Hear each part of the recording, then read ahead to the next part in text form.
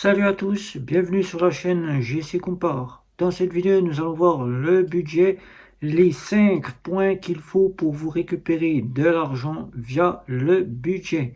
Alors, on va voir ces 5 points ensemble. C'est parti, juste après le générique. C'est parti.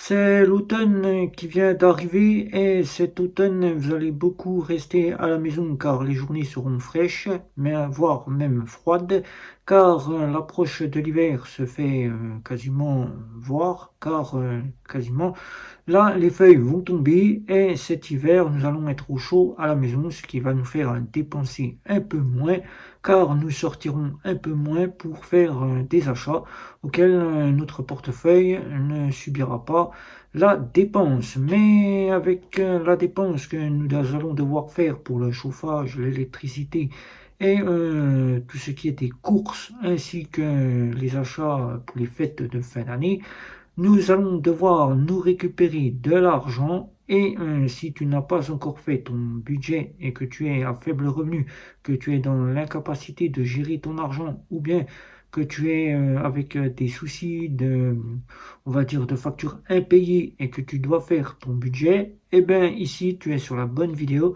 car ici je vais te donner les 5 points pour te récupérer de l'argent à travers un budget, mais pas que le budget. Aussi, tu verras dans cette vidéo qu'il y a des points à prendre en compte pour que tu te récupères de l'argent pour finir tes fins de mois. Il faut savoir que aux alentours du 10-15, tu n'as plus d'argent sur le compte car tu as payé tes courses, tu as payé tes factures, tu as fait une sortie, je sais pas, une sortie cinéma ou une sortie au restaurant. Et là, c'est la fin du mois, tu n'as plus d'argent pour finir le restant du mois. Alors, tu cherches des solutions qui pourraient te rapporter de l'argent. Tout le monde te dit autour de toi, il faut épargner au 50, 30, 20. Si tu ne sais pas ce qu'est le 50, 30, 20, le 50, c'est pour tout ce qui est des frais incompressifs, les côtés alimentaires, les factures, la voiture, et les 30% pour le loisir et les 20% pour tout ce qui est de l'épargne.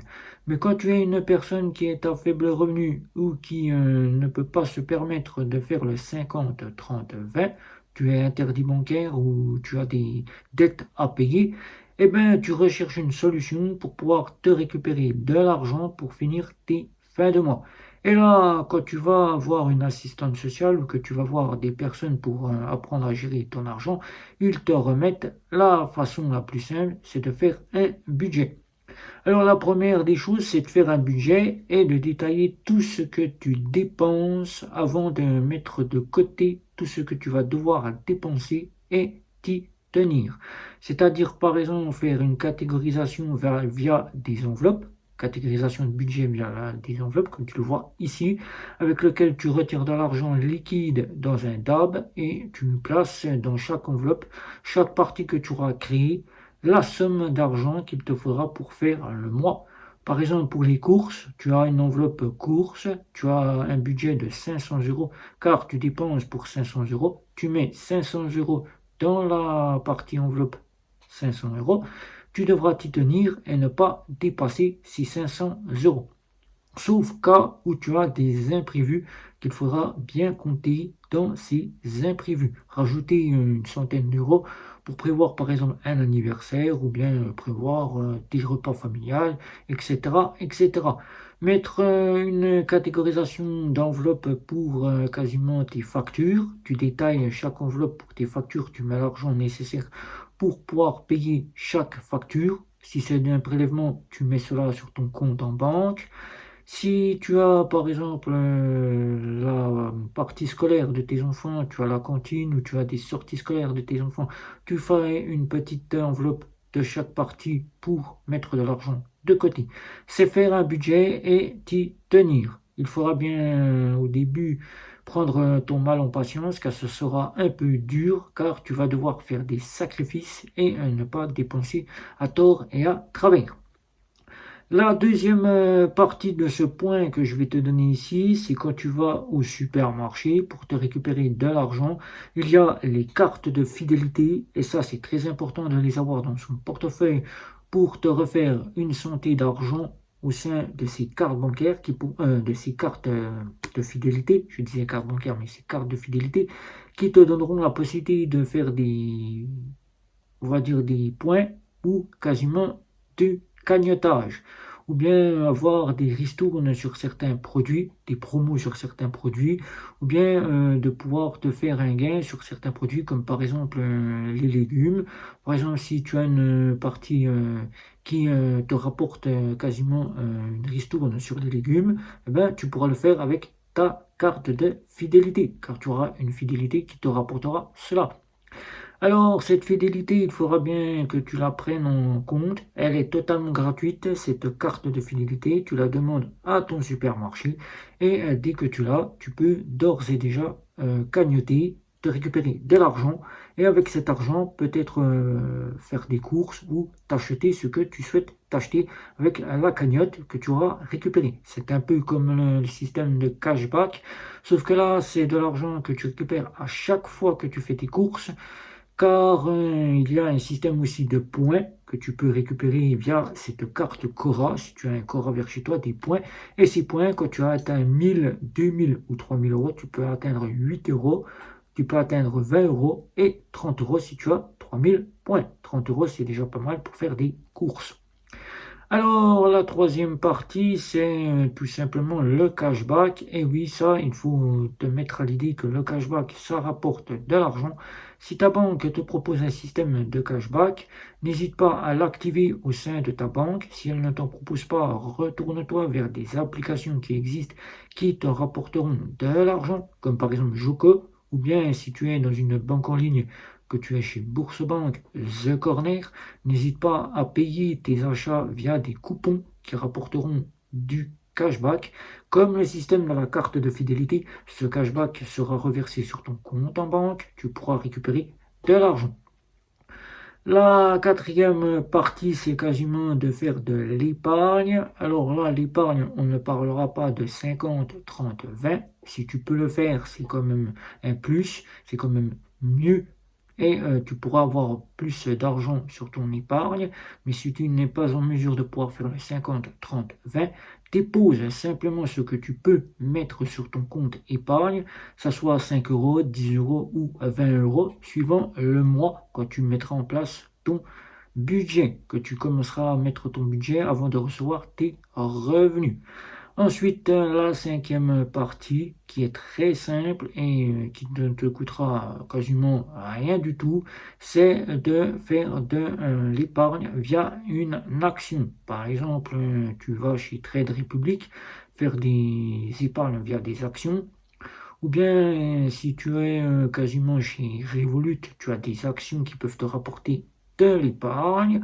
Par exemple, faire du trading si tu t'y connais un petit peu, ou bien faire de l'achat d'actions ETF pour pouvoir quasiment te récupérer de l'argent. C'est-à-dire faire quasiment une partie d'actions pour récupérer de l'argent. Alors, ou bien acheter une action chez Apple, ou bien acheter une action chez, on va dire, quasiment Google ou Tesla, et te récupérer un petit peu d'argent via cette action que tu auras achetée. N'oublie pas que certaines parties, maintenant, si tu es dans une néobanque, peuvent te proposer cela via des comptes flexibles auxquels tu récupères des intérêts via une action auquel tu déposes quelques euros. Fais bien attention quand tu fais cela de ne pas déposer 1000 et 100, des centaines et des 1000 euros sur ce compte flexible, car c'est à perte, mais ça peut te récupérer de l'argent. Alors, si tu es dans une fameuse fintech néobancaire, que tu es interdit bancaire, que tu n'as pas accès à certains produits de la banque et que tu souhaites quasiment épargner, sache que pour épargner, il n'y a pas 36 000, soit tu as une tirelire ou un coffre qui se propose à toi dans certaines fintech, soit tu as quasiment un compte flexible chez Revolut, ou bien tu as des sous-comptes auxquels tu as des intérêts qui tombent chaque mois chez N26, ou bien si tu es chez Bank, tu as la solution du sous-compte épargne. Mais si tu n'as aucune solution d'épargne, regarde du côté des comptes flexibles Cashbee que tu peux avoir chez Cashbee, ou bien des comptes flexibles que tu peux trouver sur internet comme Trustpilot, je dis Trustpilot, c'est Trade Republic, auquel tu pourras te récupérer de l'argent, Trade Republic avec une action que tu auras, ou si tu es quasiment sur une partie chez Vivid Money, sache que tu auras accès à quasiment un compte flexible ou un compte d'investissement. Investir, mais intelligemment. Alors, c'est comme pour la partie banque traditionnelle classique et banque en ligne. Là, il n'y aura pas 36 000 façons de pouvoir te récupérer de l'argent. Il sera simplement à regarder pour une application de cashback. Si tu es dans une fameuse fintech et néobanque, Joko, que tu sois dans une banque traditionnelle, classique, banque en ligne ou néobanque, tu intègres ton compte en banque et à chaque fois que tu payes sur les boutiques partenaires de Joko, tu récupères du cashback. Tu auras par exemple d'autres services que tu trouveras sur internet qui pourront t'apporter du cashback. Pareil que pour le système des banques, tu auras quasiment là, pour te récupérer de l'argent, c'est le même système, la carte de fidélité que tu vas faire tes courses, ou bien tu auras directement la possibilité de mettre en place sur certaines fameuses fintech l'arrondi prêt, auquel l'arrondi dès que tu payes un achat à 10 euros et que l'achat t'est proposé à 10,50 €. Là, la partie que tu vas payer à 10,50 €, ils te prendront par exemple 50 centimes qui reviendront sur ton compte épargne. Alors regarde bien tout cela, mets-toi bien en idée que pour seul récupérer de l'argent, c'est la partie que je t'ai citée ici, les 5 points que je t'ai cités ici, que je vais te reciter assez rapidement. Alors la première partie, c'est la création d'un budget via des catégorisations de budget, via des enveloppes que tu peux prendre en achetant une petite pile d'enveloppes. Tu mets budget course, budget loisirs, budget shopping, etc., etc. Et tu places certaines sommes dedans et tu devras t'y tenir pour ne pas dépenser plus. La deuxième partie, c'est les cartes de fidélité qui peuvent te rapporter de l'argent et avec cet argent, tu pourras y refaire tes courses. La troisième partie, c'est l'épargne. Épargner sur des petites sommes, si tu ne peux être 50, 30, 20, 10, 20, 30, 40, 50, selon les mois, tu mets ce que tu peux sur un compte épargne. La quatrième partie, c'est directement de l'investissement qui est bon pour se récupérer un petit peu d'argent dans l'épargne investie. Et la cinquième, c'est le cashback auquel tu as des petites applications que tu peux trouver sur internet qui te feront gagner du cashback tel que Joko. Alors si tu as des questions sur les 5 points que je t'ai remis ici pour te récupérer de l'argent sur la budgétisation, ben, n'hésite pas, c'est comme à chaque fois sous la vidéo, un petit commentaire, un petit like, un petit abonnement, les réseaux sociaux. C'était Guillaume, ciao ciao ciao.